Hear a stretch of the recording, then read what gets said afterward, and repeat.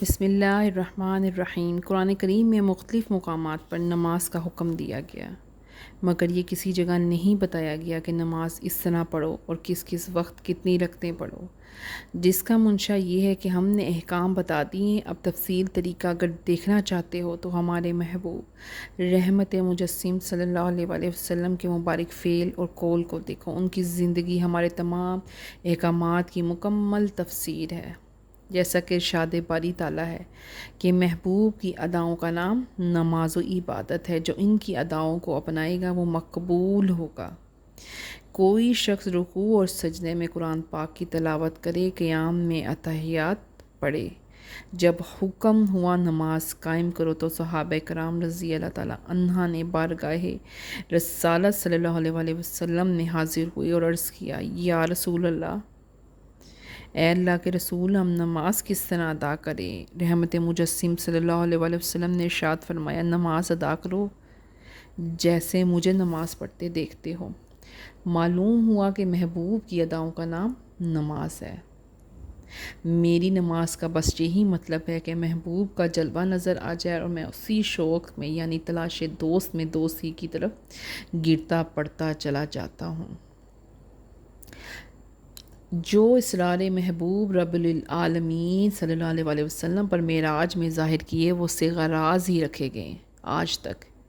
اس نے اپنے بندوں پہ صرف وحی اتاری۔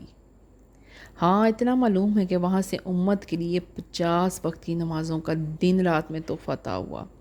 واپسی پر حضرت موسیٰ علیہ السلام نے عرض کی، یا حبیب اللہ صلی اللہ علیہ وآلہ وسلم، یہ نمازیں تو بہت ہیں، کم کرائیں۔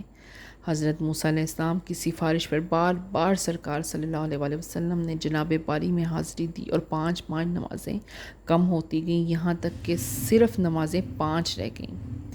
اور امتوں کو نماز پنجگانہ ہی نہیں ملی، بلکہ یہ خصوصیت اس امت کے لیے ہے۔ یہ نمازیں علیحدہ علیحدہ انبیاء کرام نے ادا کی۔ نماز فجر حضرت آدم علیہ السلام نے صبح ہونے کا شکریہ ادا کرتے ہوئے ادا کی، کیونکہ انہوں نے جنت میں رات نہیں دیکھی تھی۔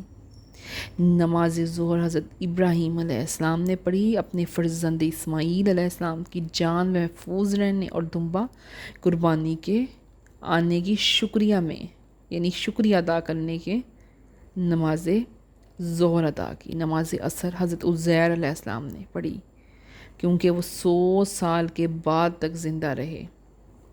نماز مغرب حضرت داؤد علیہ السلام نے ادا کی، توبہ قبول ہونے کے شکریہ میں، کیونکہ ان کی توبہ بوقت مغرب قبول ہوئی۔ نماز عشاء حضور صلی اللہ علیہ وآلہ وسلم نے ادا فرمائی۔ یہ نماز حضور صلی اللہ علیہ وسلم کی خصوصیت ہے، اور نماز پنجگانہ بھی خصوصیات میں سے ہے۔ نماز مومن کافر میں فرق کرنے والی ہے، نماز ایمان و کفر میں وجہ امتیاز ہے۔ وَيُقِيمُونَ الصَّلَاةَ، نماز قائم رکھیں، نماز پر مداوت رکھیں اور پابندی